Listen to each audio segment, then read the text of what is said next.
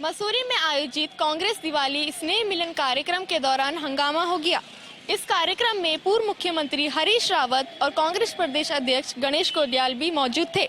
जानकारी के मुताबिक कांग्रेस नेता मेघ सिंह कंडारी का कार्यक्रम संचालक द्वारा नाम नहीं लिए जाने से वे नाराज हो गए, जिसके बाद नाराज मेघ सिंह के समर्थकों ने हंगामा कर दिया। इस दौरान समर्थकों ने मेघ सिंह को कंधे पर बैठाकर मंच पर बैठाया। साथ ही मेघ सिंह कंडारी के समर्थकों ने कार्यक्रम संचालक और आयोजकों को खरी खोटी भी सुनाई और शहर कांग्रेस अध्यक्ष गौरव अग्रवाल के खिलाफ नारे भी लगवाए। बता दें कि पूर्व मुख्यमंत्री हरीश रावत और कांग्रेस प्रदेश अध्यक्ष गणेश कोडियाल के हस्तक्षेप के बाद मामला किसी तरह शांत करवाया गया। केंद्रीय मंत्री मुख्तार अब्बास नकवी आज राजधानी देहरादून के दौरे पर रहे।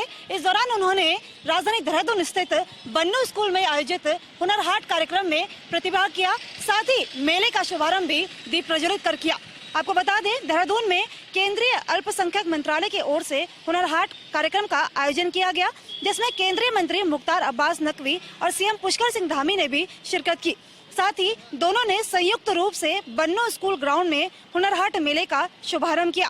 कार्यक्रम में पूर्व मुख्यमंत्री त्रिवेंद्र सिंह रावत, सांसद माला राज्य लक्ष्मी, सांसद नरेश बंसल भी मंच पर मौजूद रहे। बता दें कि इस हुनर हाट मेले का आयोजन 7 नवंबर तक होगा। इस मेले में स्थानीय उत्पाद, हस्तशिल्प, हथकरघा और ऑर्गेनिक उत्पाद देखने को मिलेंगे।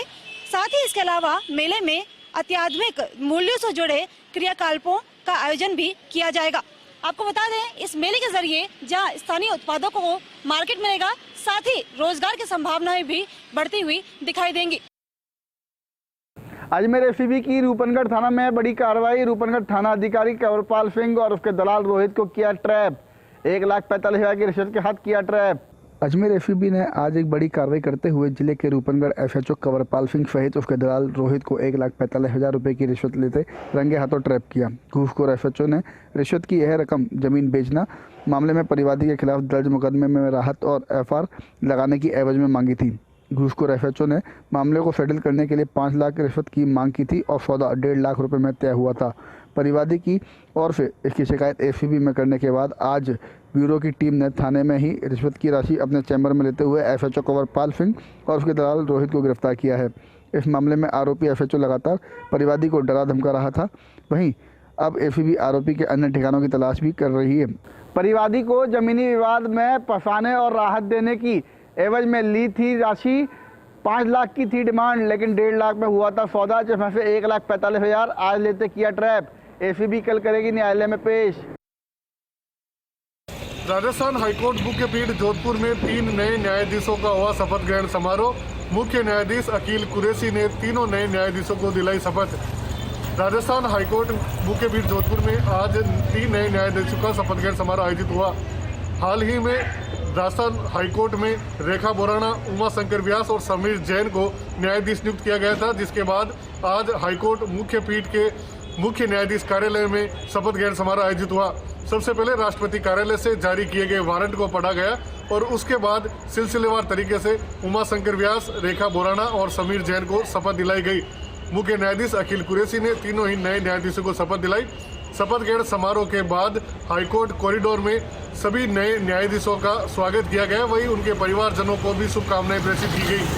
राजस्थान हाईकोर्ट में कुल 50 पद न्यायाधीशों के है, जिसमें से अब 30 न्यायाधीशों की नियुक्ति हो चुकी है। वहीं जल्द ही 4 नए न्यायाधीश मिलने की उम्मीद है। विभिन्न क्षेत्रीय और स्थानीय मुद्दों को लेकर सत्ताधारी कांग्रेस को घेरने की कोशिश में जुटी बीजेपी आज कोटा में खेमेबाजी के फेर में फंसकर खुद ही आपसी गुटबाजी के आरोपों से गिरती हुई नजर आ गई। प्रदर्शनों की शुरुआत पूर्व विधायक प्रहलाद गुंजल ने की। उन्होंने छप्पनभोग परिसर से लेकर नगर निगम तक मार्च निकाला और खासकर कोटा शहर में टूटी सड़कों और सफाई को मुद्दा बनाते हुए वार्डों में विकास कार्यों में भेदभाव के आरोप जड़े। गुंजल ने इस दौरान कहा कि आज नगर निगम के अधिकारी कांग्रेस के नेताओं के कहने पर काम कर रहे हैं, भेदभाव कर रहे हैं। कल को हम सरकार में आएंगे तो हम कोटा के दोनों महापौरों को काम ही नहीं करने देंगे। लेकिन हैरानी की बात यह रही कि बीजेपी के पूर्व विधायक के प्रदर्शन स्थल से मात्र 100 मीटर के फासले पर बीजेपी के विधायक संदीप शर्मा कार्यकर्ताओं के एक अलग जत्थे के साथ समग्र आयुक्त कार्यालय पर प्रदर्शन कर रहे थे। इस दौरान बीजेपी विधायक ने खासकर कोटा में बेकाबू होते डेंगू का मामला उठाया। तो वहीं तीसरा प्रदर्शन कोटा देहात में देखने को मिला, जहां जिलाध्यक्ष मुकुट नागर की अगुवाई में इटावा उपखंड मुख्यालय पर बीजेपी कार्यकर्ताओं ने हल्ला बोल प्रदर्शन किया।